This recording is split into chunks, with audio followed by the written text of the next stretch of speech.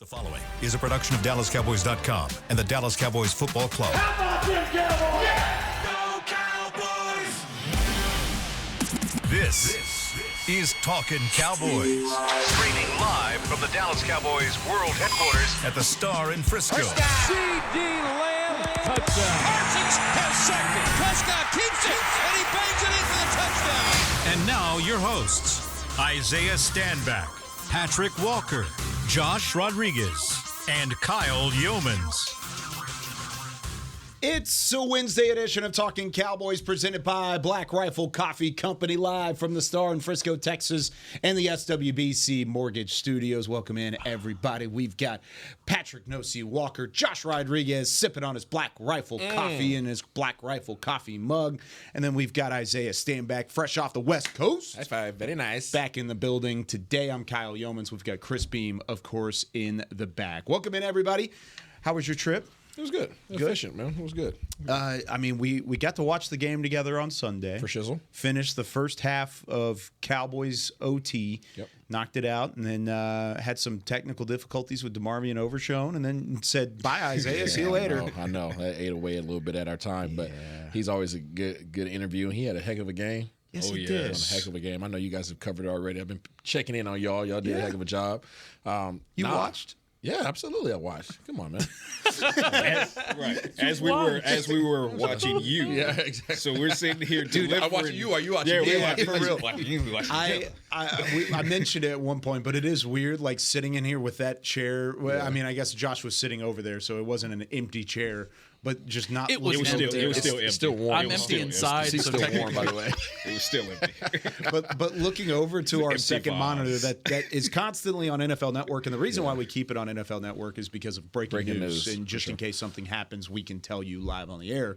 But when we look over there and it's just Isaiah wearing a Kingdom shirt, he's got his hoodie on with the Seattle repping as always. You had a nice like salmon polo on Monday. I mean. I found the outlets out here in South Dallas. I found the outlet stores. Yeah, you can't hide money. That's what that Listen is. here, no. Yeah, that's exactly what it is. I'm always going to be on a discount double check. Okay. Isaiah Standback is not afraid of a different kind of color. You know what I'm saying? Like I respect he'll her. always put on something different, like respect that. like a tan or a taupe or just I had on yellow shoes yesterday. Gray. I feel like you go to That's a first for Lowe's. me. You had Yellow yellow Yellow shoes. shoes on. Well, did you find some Jordans finally? No, did you find the Jordan outlet? There were actually some Monopoly Kyle. one drops, little Monopoly editions. The utilities, the utility versions. I feel like you go to Lowe's in the paint department and you're just like that shirt. Yeah. You know what I mean? Yes. With that, you got to close it Yes. out. Yeah. It's like, right swear it there. up. Yeah. Spinning. I want that color of Hey Dudes. Well, that was hard because like, hey, listen, I found a Hey Dude outlet. I like Hey Oh. Dudes. You like Hey Dudes? Beamer, we're I going. have some? We're going. There's a whole store. I can't wait. It's out there by I'm gonna go Buc-ee's with by you. Motor Speedway. There's an outlet store. I don't know the name of the outlets. Wow. But they have a Hey Dudes out I think there. they're like the Tanger outlets out there. Hey, Hey Dudes, if y'all listening, we will wear some Hey Dudes on the show. They don't pay. Sponsor us. They don't pay No. any money to us whatsoever. by Not the way. yet. Hey Dudes. Speak just for saying, you yourself, should. my brother. Now, Jordan, Diversify your seeing brand, as you Hey have Dude. a sponsorship with QB1. Yeah. You want to slide some of those over this way. That would be nice. And they got another QB the other day. Yeah, they did. CJ Stroud. Yeah, they did. I want to hear your thoughts on the game, though. First time that you've been on the Talking Cowboys airwaves. What did you think about 33-17 over Cleveland? I thought they physically handled Cleveland, and I was pleasantly surprised of that. Cleveland, for whatever reason, teams that run the ball well, for whatever reason, whenever they face the Dallas Cowboys, abandon the run. And I'm not sure what that is, and I'm not too concerned now either because it worked to the benefit of the Dallas Cowboys. But Dallas was able to enforce their will on Cleveland, and that's not what I expected going into the game. I just knew that Cleveland was going to come out and run the ball 35 times and just say, Dallas, stop us. But they, for whatever reason, thought it was a good idea to put it in the hands of Deshaun Watson. That was what we were hoping that they would do because we knew, right, just from being here on the show, that was not their strong suit. We all felt that Deshaun Watson has lost velocity. We all felt that Deshaun Watson's not the most accurate quarterback, and we knew that he had to utilize his legs. And this defense is fast. Dallas's defense is fast. You add in Zimmer's schemes, and they're even more dangerous than when they once were, when they were just playing primarily man-to-man. So you couple all that with the fact that they control the line of scrimmage, and I was very pleased with what they provided. Dak didn't have to do much. You know, what he did was it was good enough, right? He didn't need to put up no crazy numbers. CD, listen, I was wrong. CD was ready. I didn't think CD was going to be ready to be up there and handle an entire game and have guys pushing on him and you know, press man and all that. He handled himself very well. He came prepared. Awesome. No injuries on that front. We did. I don't know. I'm sure you have news and notes in terms of Fergie, but overall, man, I was happy. Solid. And it was good to see Overshown show up. Big. Started. Kendricks. Didn't see that coming. Yep. Yeah. Didn't see that coming at all, though. The word was Maris Leofau, and then all of a sudden it was like, ta-da! Unofficial depth chart. Unofficial. There you go. And Overshown showed up. I'm sure he got emotional, just like we saw Trayvon Diggs get emotional, because coming off of an injury and stepping onto the field and looking like you once looked is the best thing in the world for an athlete, because there's so many concerns, there's so many questions and so much doubt, and to go out there and be able to run and cut and hit the way that you once did, I know he's on cloud 9 right now. Yeah, Trayvon Diggs as well. Spoke with Trayvon after the game. Obviously, he had the interception, and his talk about strapping guys. Like, you could not get a pass off against Trayvon in coverage. But Trayvon said it was real emotional. Like, he got teary-eyed. And then Before the game, too. And sounds from the sideline confirmed that. You saw him hug and have an emotional exchange with Al Harris after They wouldn't even look at each other. And before the game. Yeah, it was. After the pick? After the pick, Yeah. he gave him the half, but that's how my mama hugs me. Yeah, she don't want to get, she don't want to get emotional. You're trying to hold that. Yeah, Al gave him a hug like, Get back in my eye, tear. Get back in my eye, tear. And we were watching for it because we had seen on our cameras in studio, we get like kind of an extra couple looks because we get the in-house look too whenever we're watching the game. And we saw that pregame moment of Dak, of Trayvon and Al sharing that emotional hug, sharing a couple tears in Trayvon's case. And then when the pick happened, we were like, all right, how quickly does he get to Al? How quickly does he get to Al? Yeah. And he got over there pretty fast. He got there to Al, and they had the sky cam kind of hovering over the top of it. And, it was just like a, I got Hold you. it in. Like a, Hold it in. appreciate you, man. Did your tear go in reverse? Yeah, mine did too. Yeah. But that's the type of connection they have, and Yeah, it it's was awesome. really cool. Shout really out also, okay, so I was wrong about CD being ready to go, right, in terms of like full slate, full game. And I was also wrong around Kalen Carson. Oh, yeah. Kalen Carson showed up. I didn't You think should just stop talking about like these guys on the listen, outside. I have my opinions and I will stand on it, right? Like Kalen Carson, I knew that he was a competitor. I said that. I knew he was a competitor. I love his fight. I love his grit. I love how fast he was in camp. But I did not. I felt as if he was in a man-to-man situation that he would be taken advantage of. And he wasn't. No. And he wasn't. So shout out to you. I was wrong. You showed up. Now, I hope that you could continue to show up and do it. Now, when Al Harris speaks up and says, I have a dog, we might want to listen. For sure. And I feel like he had the benefit of going up against Deshaun Watson in that game, who was overwhelmed, obviously, and wasn't throwing confidently, wasn't making the right reads. So when he goes up against a better quarterback, like we said, it'll be a different he's about story. to, Derek Carr. 100%. And we'll get to that. But and one reason I love Isaiah is because he stands on business, right or wrong. So I love that. I love that. So I'm going to give you your roses while you're giving yourself the criticism. All right. Dak's contract landed. Yeah. You said it with your chest, and it happened. Buddy. How you feeling? I feel good. And a lot of people were surprised of it. Obviously, I was not surprised. Right. What I was surprised of was the guaranteed money. Wow. Oh my goodness. What did you think? That was about Dak's reaction 200? too. Listen, cannot. 231 out of 240, Fully. 96% guaranteed. Yes, sir. Said, I'm not Deshaun Watson, but I better be something close to it in terms of contractual. In terms of the contract, I got more guaranteed money, right? And I got the bag. That's a lot of money. And fewer no state tax. No state to tax. put on top of that. Listen, man. Come on, man. Listen. That's a win. Shout out to Dak shout out to his agent, Todd France, who not only guaranteed the 96% 4-year extension for 240 of them things, but also this is what didn't get out there in the media too much. Go ahead. Also got another no trade clause and another no franchise tag. Yeah. Another one. All right, DJ Khaled. His nasty work. His agent's amazing. So shout out to his team. Shout out to his confidence in his team and how Dak persevered and held himself through all this, through all these conversations. Imagine being the QB1 for the Dallas Cowboys in your second major contractual negotiations, where you were literally talked about on every TV show. You're highlighted. You can't go out in public.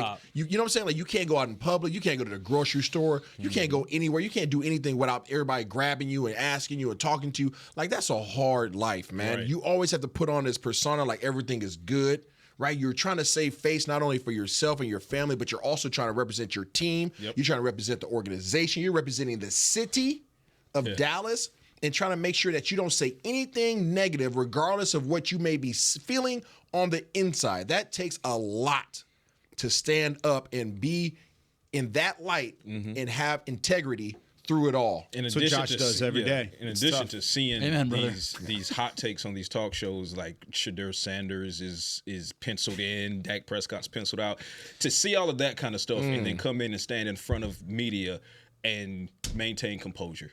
Time and time again, knowing, confident that you'll be taken care of in the end, and the Cowboys did it. So you're right. And I love now that the conversation of will he be the quarterback of the future, that's over. Yeah. That conversation's done. Is there still conversation around Dak Prescott? Is there still going to be some critique and controversy with it? Absolutely. That's part of the territory. The second he has when it comes to the postseason, it's justified. Absolutely. And that's going to be the telltale sign of whether the $60 million is worth it or not. $60 million a year. If he goes where this team believes that he can take them, if he can take them to a Super Bowl, if he can win a Super Bowl with this team under this contract, every single penny of this contract, and every single penny of the next contract, every single penny of the contract previously will all be worth it if he can take them to the promised land. So that's where it turns now. There's no excuses with Dak. There's no excuses with anything else at this point. It's either you do it or you don't. Now it's cut, dry, no gray area. Yep. If you don't get there, if you don't get to an NFC Championship game or a Super Bowl, or you don't win it all, then, pure and simple, $60 million isn't worth it. But I think he can get you there. I'm glad that he was able to get his bag, because I feel as if these crazy contracts for quarterbacks are coming to an end. And I think the next... At some point, it's going to come back down. Not come back down. I think it's going to be the next collective bargaining agreement. That's going to be one heck of a conversation between the owners and the players and say, hey, this is the pot. What percentage of the pot do you put a ceiling on it? Absolutely. They're going to put it back on the players' laps. Salary cap. Or a separate cap, They're going to put it back on the players' laps and be like, hey. Might be like NBA, like a max contract deal. Absolutely. Kind of thing. Absolutely. Yeah. That's exactly what it's going to be. So then you negotiate a supermax clause in there. Maybe. I mean, that's kind of what it's going to end up being. It's going to be something along those lines, because it's either you get a supermax incentive. They're going to make the players vote and say, hey, do you want the quarterbacks taking this percentage away from you guys? Mm-hmm.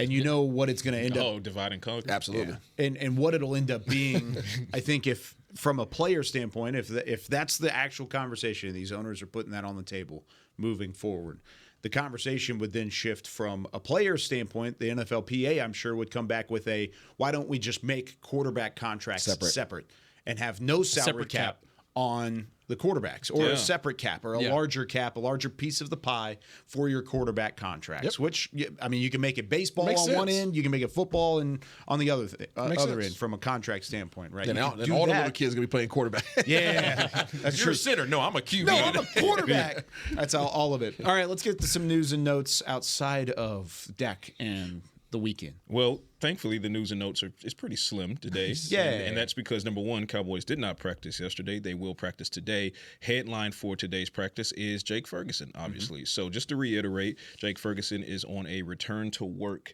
rehab program right now, which means he will not be on injured reserve, which means he will not miss a minimum of 4 games, which also means that there's a lot of optimism that he might not miss any time at all. Jerry Jones on 105.3 The Fan yesterday, kind of in conjunction with the sentiment from Mike McCarthy, healthy, in conjunction with what Dak Prescott said after the game, saying he, being Ferguson, told me he'll be fine, we'll be fine. A lot of signs point to Ferguson having a solid chance to take the field against the Saints this Sunday in Arlington. Now, is that guaranteed? Absolutely not. It is an MCL sprain. This is not the playoffs. The division is not on the line. This is week 2. It's a long season. So it is very, very possible, dare I say likely, that the Cowboys opt to give Jake Ferguson's knee some rest this weekend, which I would be totally fine with. Ask these other guys to step up, including Hunter Lipke, get Jalen Tolbert and Jalen Brooks more involved in this game against the Saints if need be. But that's the latest, on Jake Ferguson. He dodged a massive bullet, and by doing so, the Cowboys did as well, because Pro Bowler on track for a possible All-Pro season, you lose Jake Ferguson, you are in some big trouble. Yeah. That is a big one. Especially, combined, we talked about it yesterday, 8 receptions, 65 yards, 2 touchdowns, and they all are Luke Schoonmaker. Brevin Spanford will have an opportunity. I think John Stevens Jr. is still a little banged up. We'll see if that hamstring's ready to go. Back from, and that for today's practice, John Stevens is another one that you want to keep an eye on because of the question of availability for Jake Ferguson this week. John Stevens missed the season opener with that hamstring injury. Is he ready? Will he be limited today? Will he be a full go today? Will he be DNP today? Today's injury report is going to give us the first real look at if that rest from last week helped him at all, because he was DNP all last week going into missing that game. So he's had a couple weeks of rest now. How's that hamstring responding? Because they're going to need him. Yeah. What else on the news and notes list? Is that it? That's it for now. Like I said, we're skinny on the news and notes. Love it. The Cowboys, for the most part, Jake Ferguson notwithstanding, they left whole.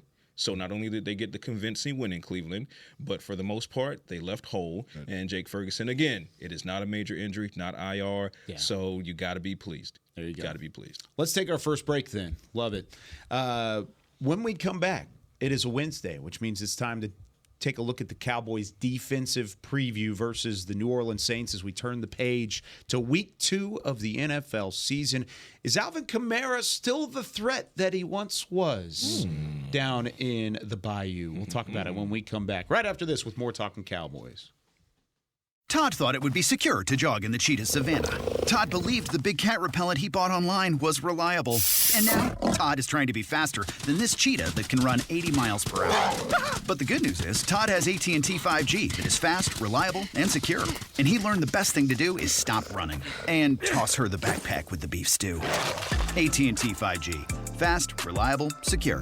5G requires compatible plan and device. 5G may not be available in your area. See att.com/5G for you for details. If you're looking for fresh American roasted coffee that gives back, you need to head to your local grocery store and pick up a bag of Black Rifle coffee. That's right, America's coffee is now available in the coffee aisle of a grocery store near you. Black Rifle Coffee Company is veteran-founded with a mission to give back to those brave men and women who have served our nation. Every bag, box, or can you purchase helps support that mission. Head to your local grocery store and roast yourself some Black Rifle coffee today. They say champions are remembered, but legends are never forgotten. United Ag & Turf offers a winning lineup of John Deere equipment built to tackle any challenge on and off the field. Legendary John Deere tractors, combines, residential mowers, commercial mowers, compact construction equipment, Gator utility vehicles, and a full line of golf and sports turf equipment. United Ag & Turf, the official Ag & Turf equipment supplier of the Dallas Cowboys. Visit UnitedAgAndTurf.com to find a location near you.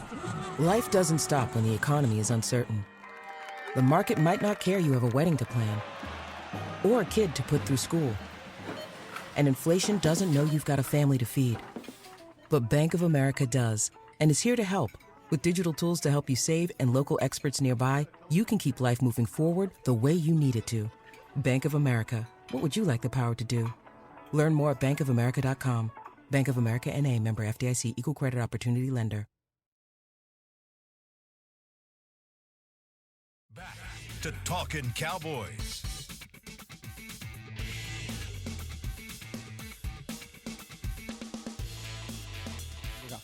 Back here on Talking Cowboys, this portion of the show is brought to you by none other than Quaker Oats, the official oatmeal sponsor of the Dallas Cowboys. You guys fighting over the Quaker Oats bowl? You should fight over. Is the there Quaker only one Oats. bowl? You should fight over the Quaker Oats. Hey, Because I got a they're bowl. delicious. Who took a It bowl? was right here No, next that to bowl me. was right Who here. took a bowl home? It was on the I line. disagree. It was on the line. It's on the line? It's like playing air hockey. Flag, red flag. There's a bowl in the back, guys. No, we need. There's a That's bowl your in the back bowl. behind There's a you. bowl in the back. Yeah, so that's your bowl. We can share the bowl. It's on your side. It's your bowl. We've shared many things. A bowl is Quaker Oats, the just one. official oatmeal sponsor of the Dallas Cowboys, trusted since 1877. So in air hockey, do you guys Bowl cross the Brothers. median? Do you guys cross the midpoint? Absolutely No, not. you No, cannot. you can't do that. Why would you ever? Do I'm you? just saying they just did it. Well, it sounds that question sounds like The you bowl do was it. right on the middle line. It was on the Thank you. It was on the middle line. He said that so casually that I was like, I could just see Isaiah like just reaching I'm over reaching the over. hole. He I'm was definitely he reaching was over. far too comfortable with that Yeah, I'm question. definitely reaching over. No, yeah. If you're reaching over, your fingers are about to get smashed. Oh no! See, that's reach out, See, that's a you rookie. The reach thing out is, to each. I put my fingers in the side in a little cup. Oh my god. Yeah, you gotta. Yeah, are you gonna get his knuckles? You must not be very good at I this was air gonna say, hockey thing. I'm a Jedi. Oh, I am a Jedi. the way you're T-Rexing, bro. Come on, bro. we're taking this to sidecar. We're taking this over there to sidecar. I think they've got one. I played one with like 3 pucks. Oh, have you? So why you reaching? QB vision, baby. So why you reaching?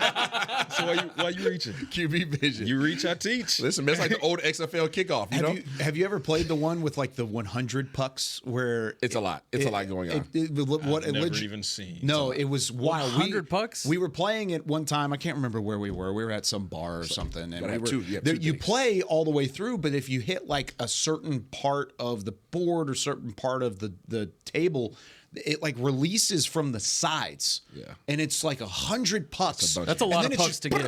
And we didn't know it was happening. We had no idea that what was Man. like, But what was you have going two. on. I don't know what they're called. You have two And it little just handles. popped though. out. Yeah. You have two Goalies. Listen. Yeah, there you go. And we were wondering that. We were like, why do you have is it two called? handles? That's why. No, Yeah. fuck that.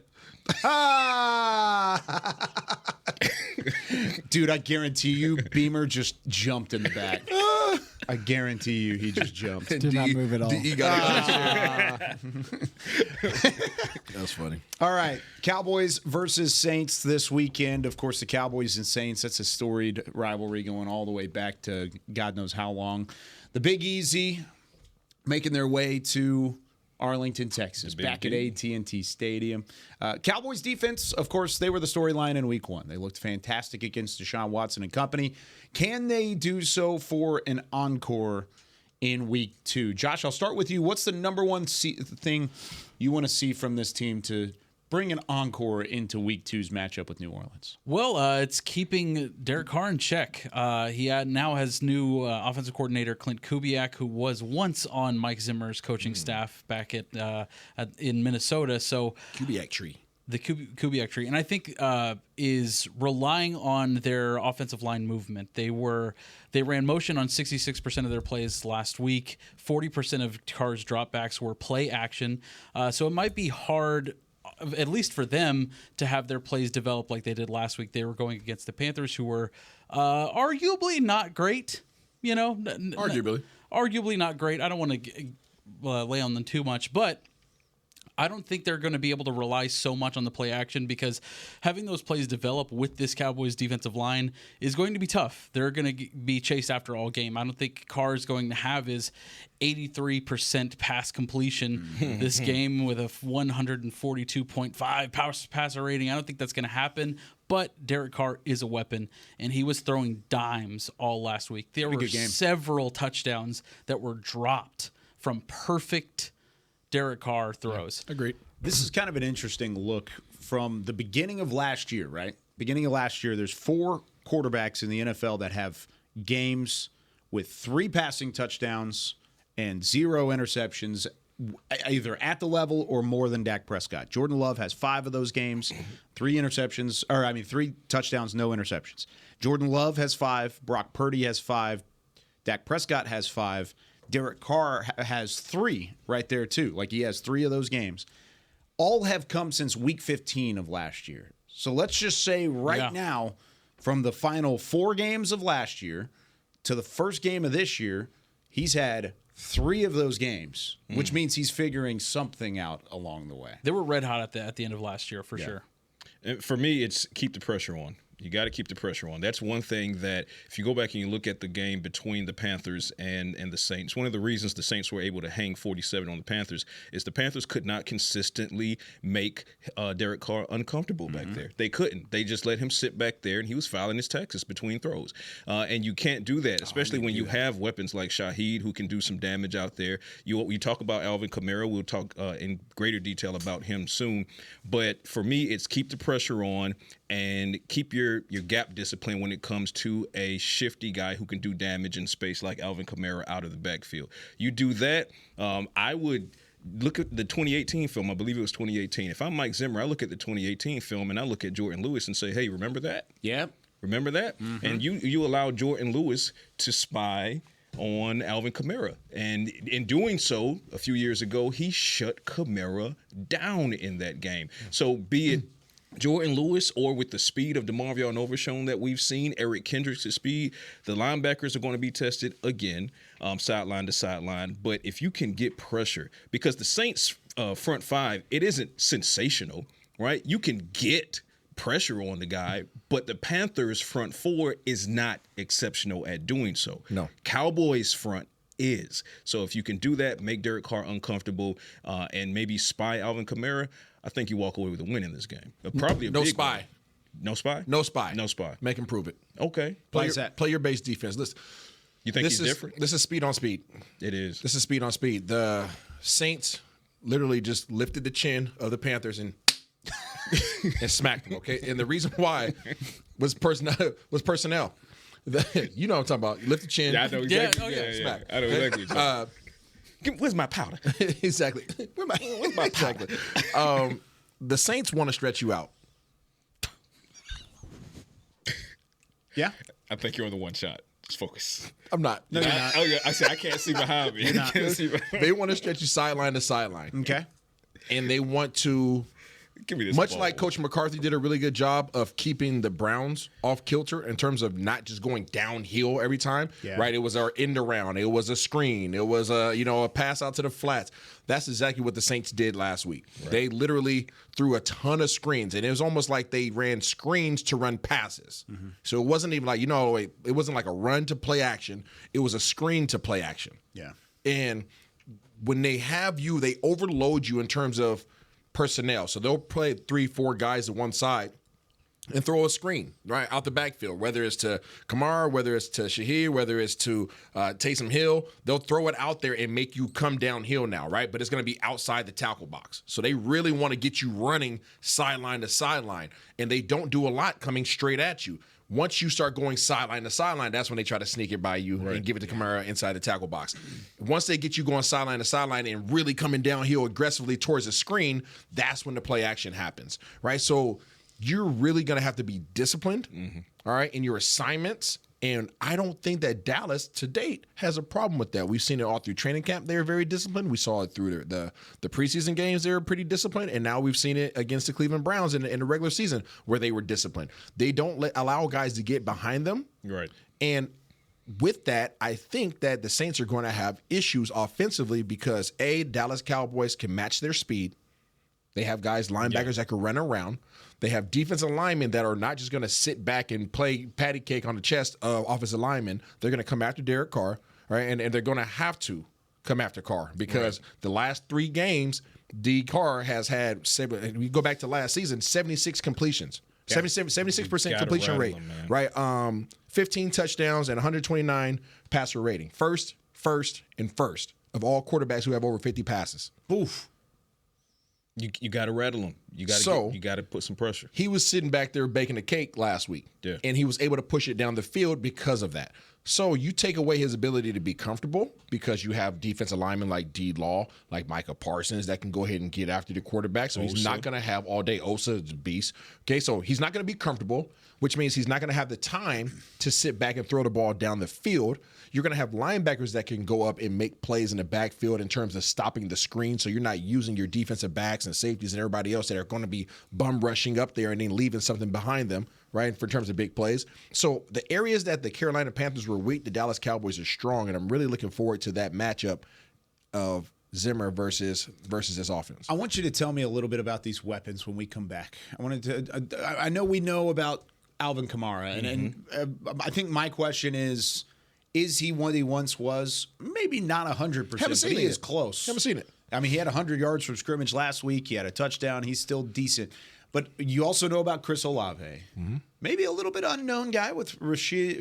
How do you say his name? Rashid Shaheed. Love that name, by the way.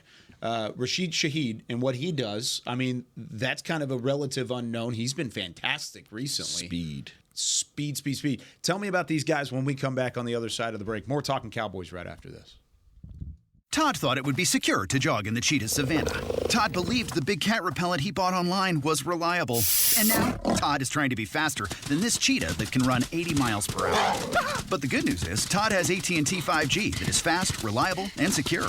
And he learned the best thing to do is stop running and toss her the backpack with the beef stew. AT&T 5G. Fast, reliable, secure. 5G requires compatible plan and device. 5G may not be available in your area. See att.com/5G for you for details. It's the official men's skincare brand of the Dallas Cowboys, Jack Black. And right now, Cowboys fans can get 15% off their $75 order. Plus, because every deal needs a playmaker, your order will include a free 5-piece skincare set and free shipping. The Jack Black Playmaker is 4 of Jack's favorites and a full-sized intense therapy lip balm. Make a play for the playmaker at getjackblack.com/Cowboys with the code CowboysVIP. That's getjackblack.com/Cowboys with the code CowboysVIP. Welcome back into Dear Doctor, the show where I answer life's questions with an ice-cold can of Dr. Pepper. Sheila, let's hear from our next caller, would you?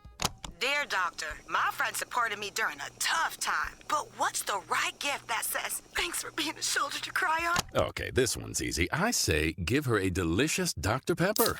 Nothing says, thanks, girl, better than a one-of-a-kind soda. Yes, any Dr. Pepper flavor will do. Now, just a reminder that I don't need to be a real doctor to know that Dr. Pepper is the one you deserve. If you're looking for fresh American roasted coffee that gives back, you need to head to your local grocery store and pick up a bag of Black Rifle coffee. That's right, America's coffee is now available in the coffee aisle of a grocery store near you. Black Rifle Coffee Company is veteran-founded with a mission to give back to those brave men and women who have served our nation. Every bag, box, or can you purchase helps support that mission. Head to your local grocery store and roast yourself some Black Rifle coffee today. Back to Talkin' Cowboys.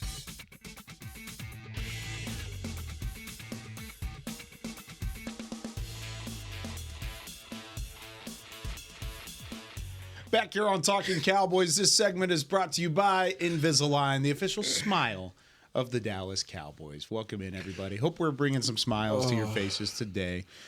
Oh, you're crazy, Isaiah. man. I like you, but you're crazy. You are crazy. You crazy. Kyle's just Isaiah, like, I don't know how to do this Josh, show anymore. Patrick. Kyle's like, I don't want to be around anymore. I don't know what you guys talk about anymore. And yet he doesn't want to go. Nah, dude, I love this show. This is so fun. Every day. 9 a.m. Good one. Be a part of Talking Cowboys Nation. You should. Let's just go ahead and we need our own subscribe. T-shirt. Can we get our own T-shirt made? Can somebody out there make a Talking Cowboys T-shirt? You know what I want is a coach's jacket. You know what I mean? Like one of those, like, hey, the windbreaker. Oh, I'm sorry. Sweet. Start Is that the sound it makes? Yes. Absolutely. It's an actual windbreaker. Yeah. Hey, anybody out there who's listening, who's a Talking Cowboys fan, okay, if you guys have any skills in terms of graphic design, now I'm not talking about the AI stuff where you talk to them. I'm talking about actual skills, okay, where you can design something. Make us some T-shirts and send them over here, okay? I'm an XL. Medium.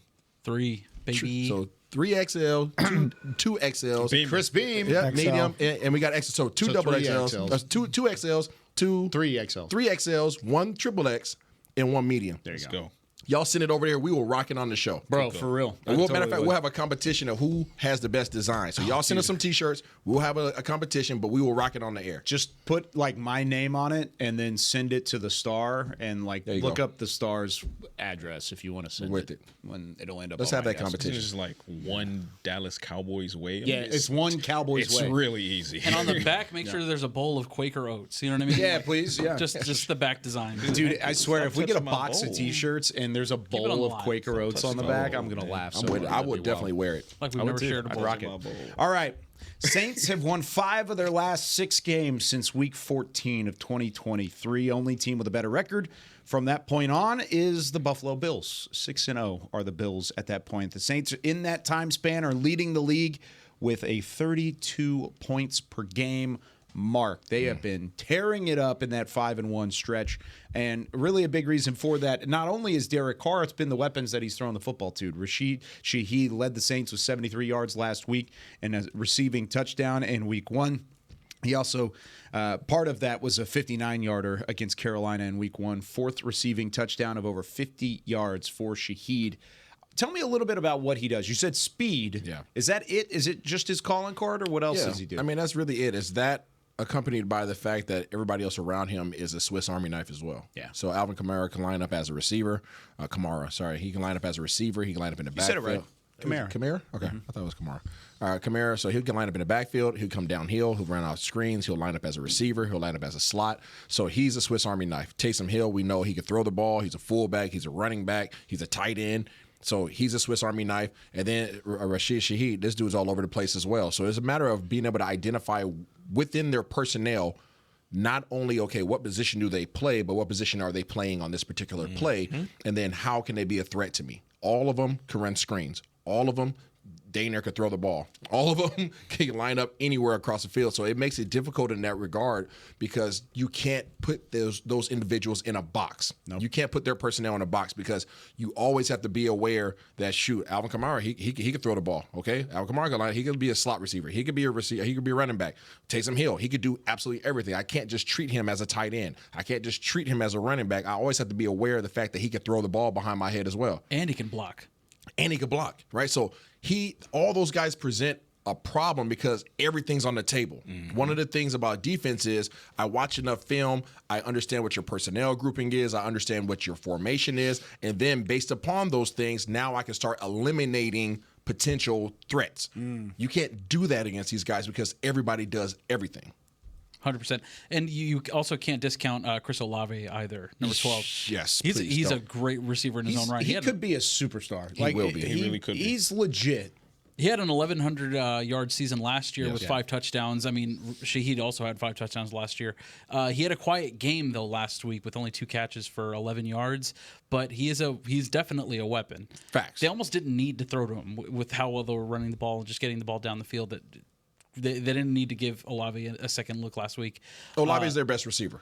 100%. So and they barely got him involved last week. He scored 47 points. Those that are listening, I know we didn't really bring up Olave in that little segment right there, but he's their best receiver. So he's their go guy. He's their guy that they're getting the ball to for the big play. They just to your point, he was quiet last week, but please believe they're not going to go 2 weeks not allowing him to have opportunities. I think the thing about Olave, they expect him to be their top receiver, right? Like when they took him in the first round out of Ohio State, that was the number one thing for Chris Olave. And I loved Chris Olave during the draft show. He's a phenomenal player. But the fact that they find a second guy like Rashid Shaheed who can complement what the speed and the elusiveness and the route running ability that Olave has with some speed and some just reliable hands and some yards after the catch, that's what's dangerous, is the duo between the two. And that's what's going to stretch the secondary this week. And speaking of duo, I know we're going to talk about Alvin Kamara at length, but Jamal Williams. Yes, sir. Yeah, Jamal Williams as well. That is a dangerous backfield because the tandem is sick. He had a slow year last year where he only averaged about 3 yards per carry, but just 2 years ago, 2022, he had a 1,000-yard season with a 4 yard per carry average. Well, let me ask you this question then. Which one threatens you more, the passing game and the weapons on the outside or the 2 running backs in the backfield? I like our secondary a lot. I'm worried about consistent run game, a consistently good run game coming at us down after down after down. That's me. And then also, of course, Derek Carr using that to his advantage and throwing over the top. And for me, until further notice, and I love, although Isaiah did kind of allude to it, the Browns kind of got away from the run, but when they tried the run, it wasn't working up the middle. Right, they had to go to the edges, and then that speed from the linebackers kicked in, and not only speed from the linebackers, but patience. We know Eric Kendricks is a former first-team All-Pro, so you expect that his IQ and his veteran ability to recognize, diagnose, and be patient and strike when he needs to strike, that's going to be there, and it was there. It was evident against the Browns. But so was Overshown's. I did a film breakdown on defense earlier this week, and there were times where the young man didn't just shoot himself out of a cannon. He stalked. He was stalking prey on Deshaun Watson and whoever was coming out of the backfield before he struck. So I think that's going to help you as far as defending the run on the edges. But you got to stop the run to have some fun. Stop the run to have some fun. So you stop the run, and that's going to force, because Jamal Williams, he's going to try to A-gap, B-gap it, right? Yes. Alvin Kamara, he can do A-B, but he wants to hit C and outside, okay? So force them outside, shut down the middle with the big boys, Jordan Phillips, Mazi Smith, Oso Odigizua, Chauncey Golston, get those guys, Linval Joseph, get those guys doing that work up the middle. Stop the run. Force the runs to the outside. Now your linebackers who have the speed, they can match them. They can go sideline to sideline, which then allows your defensive ends, Micah Parsons. Marshawn Nealon had 6 pressures. Marshawn Nealon had 2 more pressures last week than did 2 of the defensive ends for the Panthers against Derek Carr. So the Panthers had how can I word this? The only pressures they had against Derek Carr from the defensive front came on the edges, not the interior. It was 2 and 2. It was Ashawn Robinson and it was Jadeveon Clowney. That's it. 4. Let me put that in perspective. Last week, Sunday, against the Cleveland Browns, Micah Parsons had 9. DeMarcus Lawrence had 8 pressures. Marshawn Nealon had 6. Chauncey Golston had 4. It was a bloodbath. Exactly. Yeah. Get pressure, force him to be uncomfortable, and now your takeaways come. But again, none of that happens if you can't stop Alvin Kamara and especially Jamal Williams. I'm with you. I can get jiggy with the no QB spy because you have speed. Eric Kendricks, Maris Leofold, Let those guys hunt. Let them hunt. Good with that. But you got to stop that run up the middle. I want to ask you that, kind of a follow-up on Cleveland. Mazi Smith was graded as the lowest player on the entire Cowboys defense. He was graded by PFF as a 30 in week 1, 30 even. Terrible grade. When I went back and watched the film, I really didn't think it was that bad. Did I think he played well? No, I don't. I don't think Mazi played well. Did I think it was detrimental to the defense? I also don't believe that either, because the linebackers were able to run free. There were some edge pressure with some edge pressures. There was a bajillion of edge pressure. Yeah. I think he did what he needed to do of holding the line of scrimmage, which we talked about last year. A lot of times for a defensive tackle, that's all you need to do. You need to hold your ground. He didn't get pushed backwards. Yeah. What did you think from Mazi Smith this week? It's about what I expected, which is not high. It's also, I believe, what this organization probably expected, which is the reason why you've seen that room turn over. Yeah. And the additions that they've had, they knew that what he was providing, again, he's still young, right? But what he has been providing to date is not enough to impact the game. It's enough to be present. Yeah. But it's not enough to impact the game. So, and I agree with you. I think he's present. Exactly. But you wouldn't miss him. He's a first-round pick. Yeah, I hear you. And trust me, I hear you loud and clear. He's got to be impactful, and he's not. In this scheme, currently, he has not shown the ability to do what they're asking these guys to do, which, when you look at that game, Mazi occupied a man, okay? The other guys occupied multiple guys, right? So there's a difference between occupying a man and then occupying 2 offensive linemen. The reason why D-Law, the reason why Micah Parsons was able to have one-on-one matchups is because the guards and the centers were doubling up on our interior defensive linemen. You had to double up on a lineman. Yeah. So if I'm consuming 2 of your 5 guys that can block, well, guess who can roam free? Now my DNs have one-on-ones. Now my linebackers can roam free because they don't have guys getting up to the next level. It's the thing that we've talked about over the recent years. Yeah. In terms of our defensive linemen, interior defensive linemen occupying offensive linemen. If you're just taking up 1 for 1, well, how many D linemen do we have?